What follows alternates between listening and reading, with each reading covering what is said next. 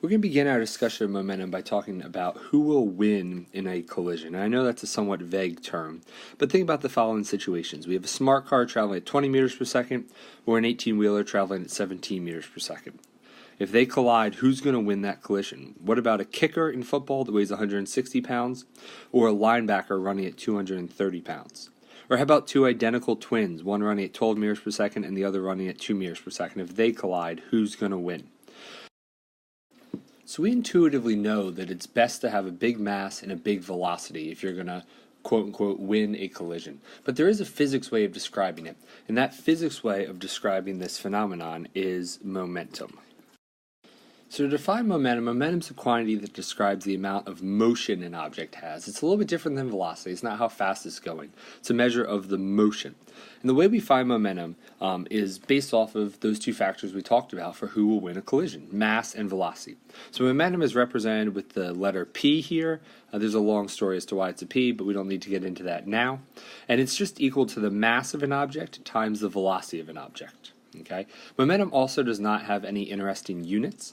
Its units are just kilogram meters per second, the units of mass times the units of velocity. One last thing about momentum. Momentum is a vector. Okay. It does have a direction, so we can say that an object has momentum going to the left, to the right, down, etc. Now that we've defined what momentum is, let's talk for a second about why we actually care about momentum. Because otherwise it's just a quantity of who will win in a collision. But there are two very important applications for momentum that we can use to help analyze situations. And the first is the idea of impulse. So impulse is the change in momentum, okay, the change in that quantity of mass times velocity. And the reason why impulse matters is we can link impulse, that change in momentum, to the force exerted on an object and the time over which that force is exerted. So when we have a net force exerted on an object over some period of time, that leads to an impulse. That leads to a change in the momentum of the object. Okay, and you'll see sometimes impulse is abbreviated as a J. I usually just write it like this, delta P, the change in momentum, but you will sometimes see it as a J. And this idea is similar to the idea of work, okay? So impulse is the change in momentum.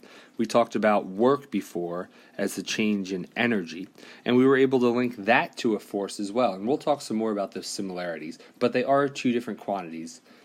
Both change, though, when a force is exerted on an object. Before we start talking about the math of impulse, I want to talk about impulse on a conceptual level first. So what we have here is a situation where there's two trucks, both identical, both traveling at some velocity to the right. And one truck collides here with a brick wall coming to a stop, and the other collides with this barrel of hay, eventually coming to a stop as well. And I want you to think for a second about which truck you would rather be in. And the obvious answer, of course, is the one that collides with the barrel of hay. We know that from a common sense point of view. All right, and the reason, and we might say it using normal everyday words, you might say that the hay is going to cushion that collision, okay, or it's going to be softer to collide with. And that's all true, but we want to put some physics terms on it. So the key thing that happens in these two collisions, the key thing that changes is time. In the case of the brick wall, we have a very, very short amount of time. That collision occurs very quickly and the truck comes to a stop in a very short period of time. Whereas with the hay, the truck comes to a stop in a much longer period of time.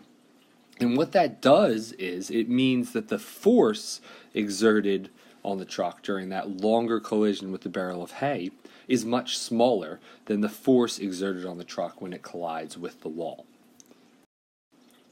So from a conceptual standpoint, impulse tells us that for a given collision, some object moving at some velocity, okay, if we have one case where the collision is longer, more time for the collision, we're going to have a smaller force. And if we have a case where the collision is shorter, which is less time, we're going to have a bigger force. All right.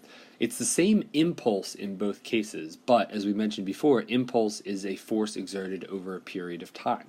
So if we have a longer time, we can exert less force and get the same impulse. If we have a shorter time, we have to exert more force to get the same impulse. And this basic idea is behind many safety features in cars, actually. So airbags is one example. They extend the time of the collision as you're slowing down to a stop. Bumpers that are installed in cars, most cars actually are designed nowadays to crumple. Okay, they have a crumple zone when they collide with something because that extends the time of the collision and helps keep the people inside the car safe. So mathematically, we actually have two ways of finding impulse. The first is mass times the change in velocity, and this comes from what our equation actually is for momentum. Momentum is just mass times velocity. Now, of those two quantities, mass and velocity, which one is likely to change for an object? Most of the time, not all the time, but most of the time, the thing that's going to change is the velocity. And that's what leads to this equation, mass times change in velocity. There are a few instances that we're really not going to talk about in this class too much, but there are a few instances where the mass of an object can change, leading to a change in the momentum, leading to an impulse. But if we know that the only thing changing is the velocity and the mass is staying constant, we can use this equation then to find the change in momentum, to find the impulse. The other equation we have is average force multiplied by the change in time. Here, that average force is the net average force acting on an object multiplied by the time over which that force is exerted. That's our delta T. And this equation links impulse to force, which is what we talked about initially, that impulse, the change in momentum, resulted from a force being exerted over a period of time. Let's do a few conceptual questions here with impulse. So for this first one, we have three carts colliding with the wall, and we see their velocities both before and after the collision. And we want to rank the magnitude of the impulse delivered to each cart by the wall from least to greatest. Here I don't know anything about my forces, so I'm going to use this definition of impulse. The impulse is the mass times the change in velocity. And I'm going to think about that for each of these objects. Something else to keep in mind here is that the change in velocity, any change, is always final minus initial. So that's how I'm going to go ahead and solve for that change in velocity. So for A, my mass is just going to be m, and that change in velocity is going to be -8. And the reason for that is that I'm going from traveling at 5 meters per second this way to rebounding and traveling at 3 meters per second in the other direction. Another way we could do that is we could say -3 minus 5. That's getting back to this v final minus v initial definition here. For B, my mass is going to be 2m, and my change in velocity is going to be -4. I go from 2 meters per second to the right to 2 meters per second back to the left, a change of -4. And for C, my mass is going to be m, and my change in velocity is going to be -4 as well. So in terms of ranking them here, C is the least one. It has the smallest mass and the smallest change in velocity. And then comparing A and B, A has a bigger change in velocity, B has a bigger mass, twice as much mass, and this one's twice as much change in velocity. So what ends up happening is A and B are going to be equal to each other. So for this next one, we want to rank the work being done on the three boxes, and that's the change in energy, which in this case is going to be final kinetic energy minus my initial kinetic energy. And so I'm going to go through once again and think about each one of the boxes and find the change in kinetic energy for each one of them. All right, so for A, I'm going to do final minus initial kinetic energy. So I end up with a speed of 3, and I start with a speed of 5, and so I'm going to say 1/2 mass times 3 squared minus 1/2 mass times 5 squared. Now you notice I'm not worried about my signs here, and the reason is if I square those negative signs, they become positive. Also, something to remember is that work is a scalar. Direction does not matter when we're talking about work because work is a scalar. However, impulse is a vector because momentum does have direction. So that's one key difference between the two. So when I go ahead and do this, I end up getting a work done of 8m is what that ends up calculating out to. For B, I see that my velocity is the same both initially and after colliding with the wall. And so even though my direction changed, since once again, work is a scalar, that means that no work was done on box B. The net work done on box B was 0. And for C, I'm going to do 1/2 m times 1 squared minus 1/2 m times 3 squared, and I end up getting a energy or work done here of 4m. So my ranking for this one is going to be that B is less than C, which is less than A. So for this next one, we have 2 boxes here, A and B, that are being pushed across a frictionless surface with the same force here, F, and they're pushed over a distance of x here. Now we know that A has more mass than B. And so the first question asks, which box has more impulse delivered to it by the force? So thinking about impulse, which is our change in momentum, we can get that by doing average force multiplied by our time. We notice that the force exerted on each one is going to be the same because it's the same force for both of them. But what changes is the time. Okay, because A has more mass, all right, and they're both starting from rest. Because A has more mass, it's going to take more time to get to this point. So that means that A is going to experience a greater impulse or a greater change in momentum. Second one's asking about the work being done. So for that, we're thinking about F delta x cosine of theta. And we have the same force acting on both boxes, and they travel the same distance, so therefore it's going to be the same work done on each box. Now we have a practice problem here with some actual numbers, and we're trying to figure out the average force exerted on a baseball from a bat. And so we're going to use impulse. There are other ways of doing this, and we actually could do F equals ma with this, but we're going to use impulse to go ahead and solve for this. So what I want to think about first is I have 2 equations for impulse, and what's going to determine which one I use is what information I have. So do I have a mass and a change in velocity here, or a force and a change in time? I have a mass and a change in velocity, so I'm going to start with this one. I know my mass is 0.75. My change in velocity is going to be 15 minus negative 19, or you could do negative 15 minus 19. Either way, the ball was initially going in one direction at 19 meters per second, and it's hit in the opposite direction at 15 meters per second. And we need to account for that change in direction. All right, so one of those velocities has to be negative. I made my initial be negative, but either one works. Another way of thinking about it is our change is really 34. We go from 19 down to 0 and then send it an additional 15 in the opposite direction.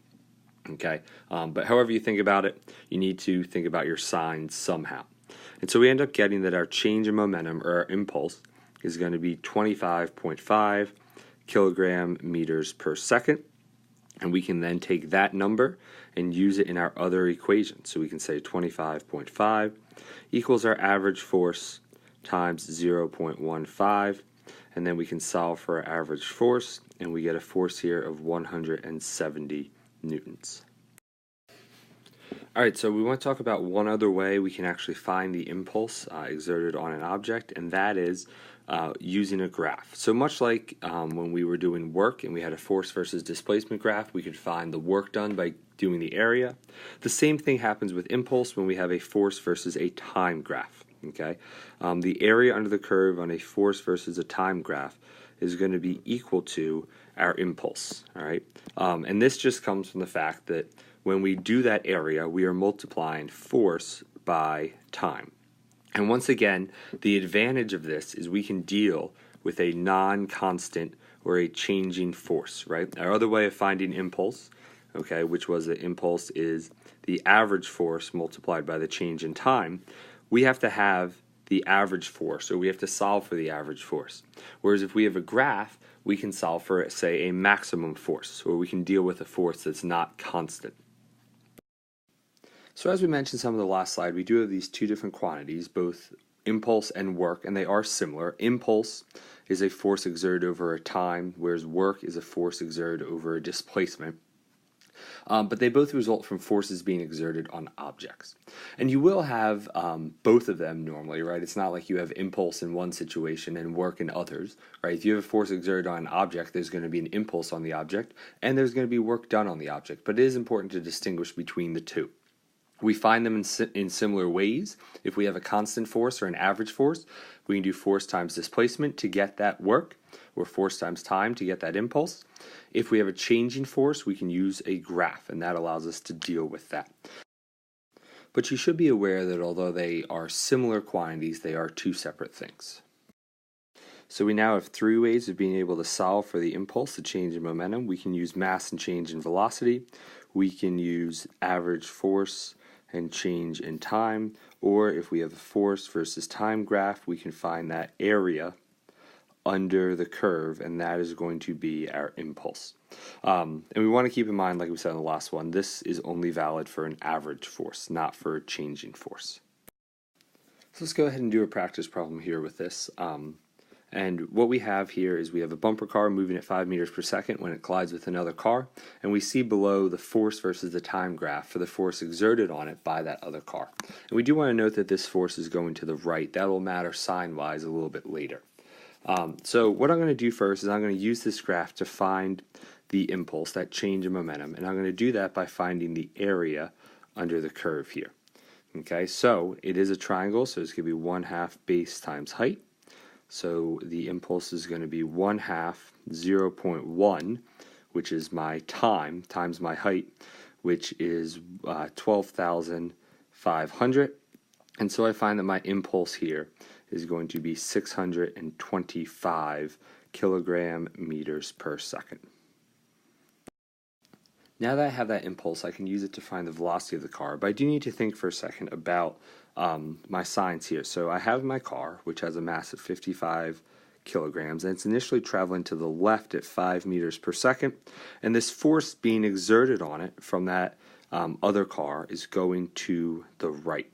And so I do need to be careful that I'm consistent with my signs. Something needs to be negative. Either my change in momentum needs to be negative, or that force needs to be negative, but one of them needs to be negative to indicate that they're in opposite directions. So what I'm going to do is I'm just going to make that velocity here, that initial velocity, be negative. So I'm going to say 625, which is my impulse, is equal to my mass, 55, times that change in velocity, which remember, change is going to be v final minus v initial, okay? So I can say it's v final minus -5. And then I can go ahead and solve for that final velocity.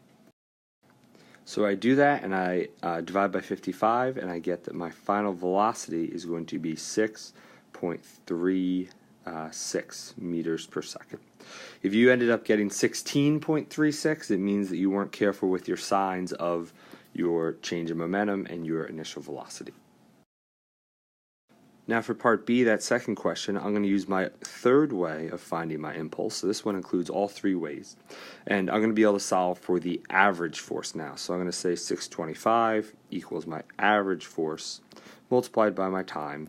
And so I get that my average force here is going to be 6,250 newtons. All right, move on to this next one where we're not given any numbers, just a bunch of variables, but we have a person with a mass of m jump straight up in the air from the ground while standing on a force plate. And so this force plate measures the net force acting on the person as a function of time. And we want to first figure out what is the velocity of the person when they leave the ground, when they leave the surface of this force plate. So what I'm going to do is I'm going to solve for my change in my momentum, my impulse, using that force versus time graph. That's going to be equal to my area. So 1/2 base times height, which in this case is going to just be 1/2 F, that maximum force there, times T. I can then use that change in momentum to go ahead and get my velocity. So I can say that change in momentum is mass times change in velocity. So 1/2 Ft equals my mass times my change in velocity, which will be v final minus v initial. That v initial was just 0 though, since I started from rest. And so I find that my velocity when I leave the ground is going to be 1/2 Ft over m, or Ft over 2m if I fix that fraction.